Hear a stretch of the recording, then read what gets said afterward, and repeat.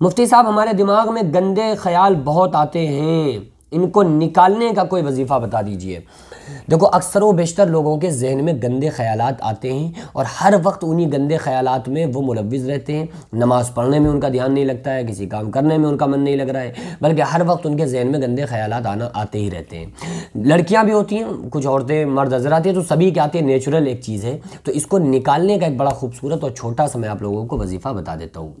دیکھو جو گندے خیالات ہوتے ہیں یہ شیطان کی جانب سے ہوتے ہیں، اور بعض مرتبہ جو نوجوان طبقہ ہے نا گناہ بھی کر بیٹھتے ہیں، یعنی جو نوجوان طبقہ ہے ان کے ذہن میں ایسے خیالات آتے ہیں کہ وہ پھر جب تک گناہ نہ کر لیں جب تک کہ ان کے ذہن سے وہ خیالات نکلتے ہی نہیں ہیں، کیونکہ وہ پھر گناہ کرنے کے عادی بن جاتے ہیں۔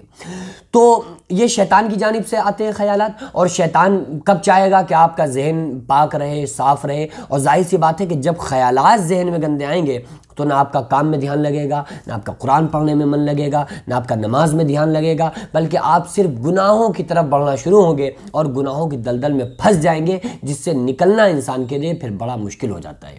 تو آقا علیہ الصلوۃ نے ارشاد فرمایا کہ شیطان تمہارے دلوں پر گھٹنے ٹیکے ہوئے بیٹھا ہے، اور آقا علیہ الصلوۃ نے ایک جگہ فرمایا کہ اس کی جو گھٹنے ہیں نا وہ سونڈ کی طرح، دو جیسے مچھر کے دو وہ آگے کے پیر ہوتے ہیں نا جو آ کر کچو دیتا ہے، تو اس سونڈ کی طرح دو پاؤں اس کے ہیں، وہ آ کر سینے پر رکھ دیتا ہے۔ آقا علیہ الصلوۃ نے ارشاد فرمایا کہ جب بندہ اللہ کا ذکر کرتا ہے تو وہ اپنے گھٹنوں کو اور اپنے پیروں کو ہٹا لیتا ہے، لیکن جیسے ہی بندہ اللہ کا ذکر کرنا بند کرتا ہے تو وہ پھر اپنے گھٹنوں کو ٹیک کر اس کے سینے پر بیٹھ جاتا ہے۔ تو شیطان تو انسان کے گوشت و خون تک میں گھسا ہوا ہے، اور انسان کو سب سے زیادہ اس ذہن میں گندے خیالات ڈال کر اس کا دماغ اسلام کی طرف سے، دین کی طرف سے، نماز کی طرف سے اور تمام کاموں کی طرف سے، اچھے نیک اعمال کی طرف سے اس کے ذہن کو ہٹانے کی پوری کوشش کرتا ہے۔ تو یہ تو ہمیں سمجھ لینا چاہیے کہ جو بھی خیالات آ رہے ہیں یہ سارے خیالات شیطان کی جانب سے آتے ہیں۔ آقا علیہ السلام نے ارشاد فرمایا کہ عنقریب شیطان تم کو بہکائے گا، تمہارے دماغ میں خیال ڈالے گا، تمہارے ذہن میں وسوسے پیدا کرے گا، اور وہ وسوسے یہ ڈالے گا کہ جب یہ زمین اللہ نے بنائی، آسمان اللہ نے بنایا، سورج چاند اللہ نے بنایا، تو پھر اللہ کو کس نے پیدا کیا؟ معاذ اللہ۔ یہ آقا علیہ السلام نے فرمایا کہ شیطان تمہارے دلوں میں یہ وسوسے ڈالے گا۔ قربان جائیں اپنے آقا صلی اللہ علیہ وسلم پر کہ ہمارے نبی صلی اللہ علیہ وسلم نے اس کا جواب اور اس کا حل بھی اپنی امت کو بتا دیا۔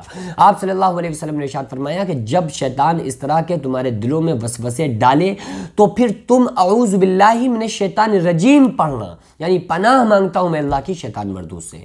یہ آقا علیہ السلام نے بتا دیا کہ وہ تمہارے ذہن میں خیال ڈالے گا، لیکن تم کو اس وقت یہ کہنا ہے کہ اللہ سے میں پناہ مانگتا ہوں میں اللہ کی شیطان مردود سے، کہ اللہ مجھے بچا لے اس ابلیس سے، اس شیطان کے وسوسوں سے۔ تو یہ آقا علیہ السلام نے اس کا علاج بھی بتا دیا۔ تو اچھا ذہن میں گندے خیال آنا یہ بہت برے خیال ہیں، گندے خیال ہیں، یا اللہ کی ذات کے تعلق سے اس طرح کے خیال آنا معاذ اللہ یہ زیادہ گندے۔ ظاہر سی بات ہے کہ اللہ کے لیے خیال آنا یہ بہت زیادہ گندے خیال ہے۔ یہ جو ہمارے ذہن میں گندے خیال آ رہے ہیں اس سے بھی زیادہ اگر خطرناک کوئی خیالات ہیں، وسوسے ہیں، تو یہ کہ پھر اللہ کو کس نے پیدا کیا؟ معاذ اللہ۔ اور آقا علیہ السلام نے فرمایا، مشکات کے اندر حدیث موجود ہے کہ شیطان تمہارے ذہن میں ایسے بھی وسوسے ڈالے گا۔ تو لیکن آقا علیہ السلام نے فرمایا کہ تم اس وقت اعوذ باللہ من الشیطان الرجیم پڑھنا کہ پناہ مانگتا ہوں میں اللہ کی شیطان مردود سے۔ تو جو بھی ہمارے ذہن میں اگر گندے وسوسے آ رہے ہیں، گندے خیالات آ رہے ہیں، تو بس ہم کو یہی کرنا ہے کہ اپنے آپ کو، اپنے مائنڈ کو سیٹ کرنا ہے اور گندے خیالوں سے بچنے کی کوشش کرنا ہے۔ اور عام طور سے جو گندے خیالات آتے ہیں وہ انسان کے تنہا رہنے میں زیادہ آتے ہیں، کہ جب انسان اکیلے میں ہے تو اس کے ذہن میں زیادہ خیالات آئیں گے، لیکن اگر وہ اپنی فیملی کے بیچ میں ہے، دوستوں کے بیچ میں ہے، تو اس طرح کے گندے خیالات کہ جس سے انسان گناہ میں پڑ جانے کا جس سے اندیشہ ہو، انشاءاللہ تعالیٰ پھر ویسے خیالات نہیں آئیں گے۔